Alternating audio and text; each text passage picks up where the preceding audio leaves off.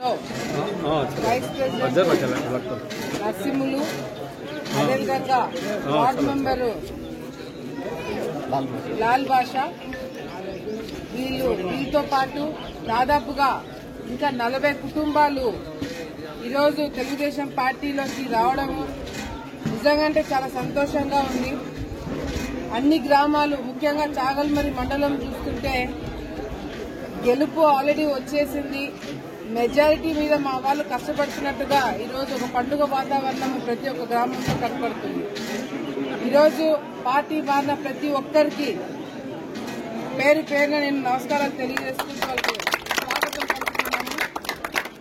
మీరు ఏదైతే నమ్మకము మా నాయకత్వం పైన, ఈ పార్టీ పైన పెట్టుకున్నారో తప్పకుండా మీరు పెట్టుకున్న నమ్మకాన్ని కాపాడుతూనే ఏదైతే పనులు చేస్తామని ఒక నమ్మకంతో వచ్చారో ఆ పనులన్నీ కూడా తప్పకుండా మా చేతుల మీద రేపు పొద్దున అధికారంలోకి రాగానే ఆ పనులన్నీ కూడా చేపిస్తామని చెప్పి మీ అందరికీ నేను మాటిస్తున్నాను.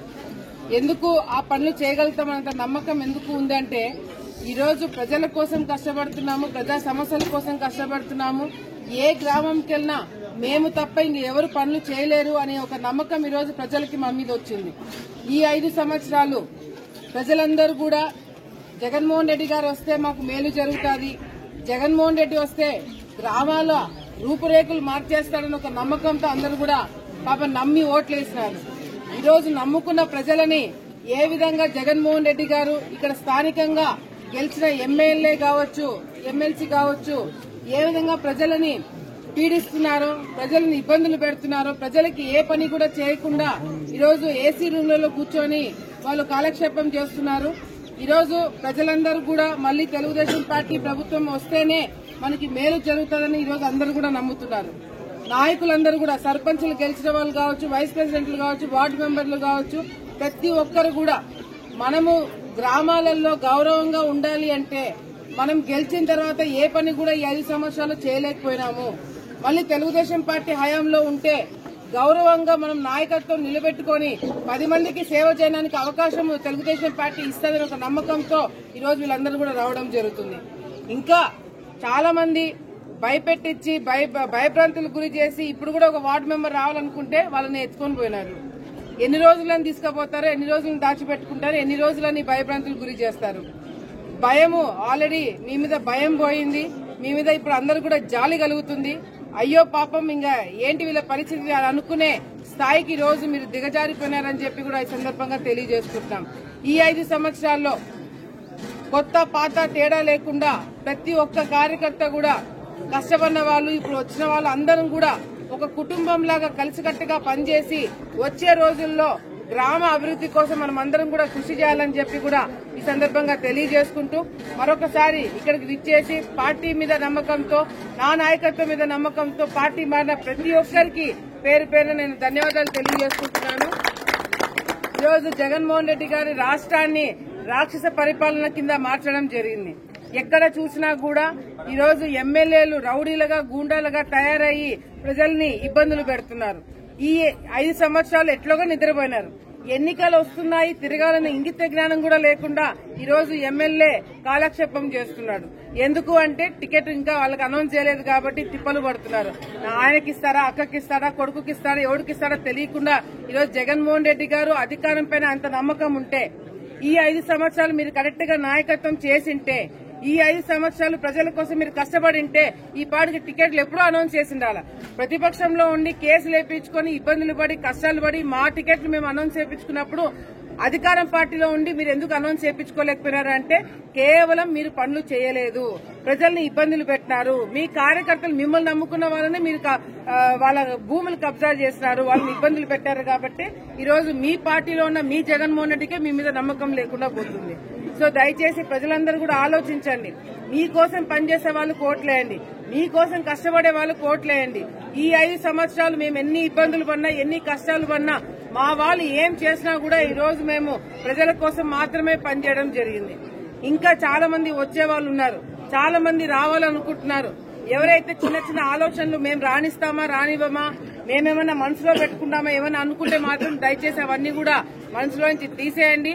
నాకు ఈరోజు నా తల్లిదండ్రులు చనిపోయిన తర్వాత తల్లిదండ్రుల స్థానంలో ఈరోజు ఆలగడ్డ ప్రజలు శోభా నాగిరెడ్డి గారు చనిపోయిన తర్వాత 18,000 మెజారిటీతో ఆమెను చనిపోయిన వ్యక్తిని గెలిపించడం జరిగింది. ఆ కృతజ్ఞత నాకు జీవితాంతం మీ ఆలగడ్డ ప్రజల మీద నాకు ఉంటుంది. సో ఎవరైనా చిన్న చిన్న పొరపాట్లు చేసినా కూడా కడుపులో పెట్టుకుని అవన్నీ కూడా నేను క్షమించడం జరుగుతుంది.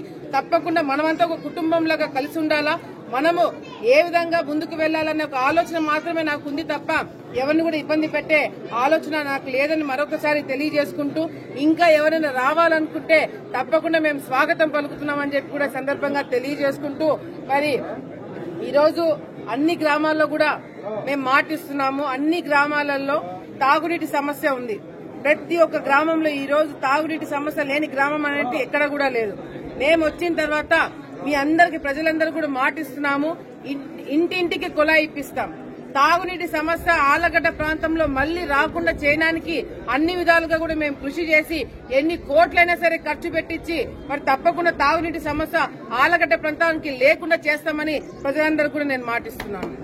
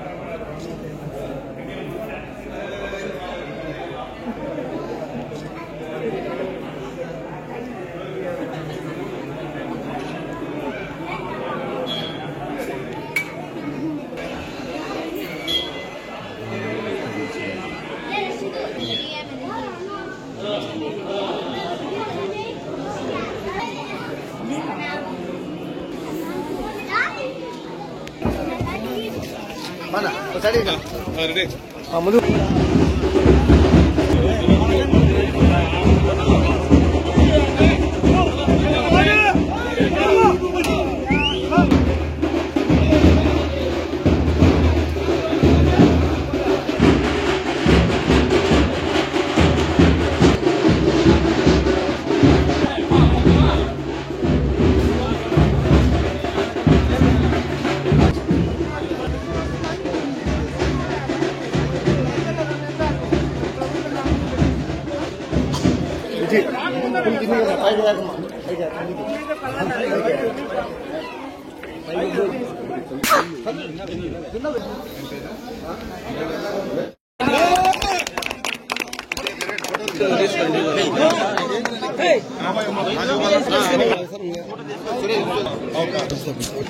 यार बार मिलो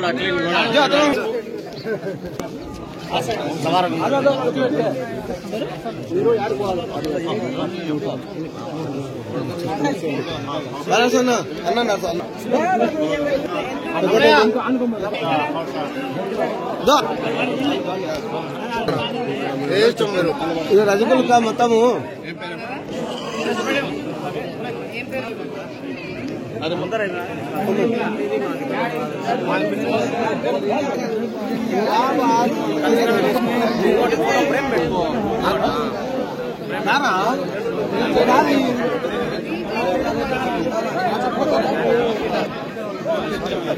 వీళ్ళంతా వాళ్ళ కుటుంబానికి మొత్తం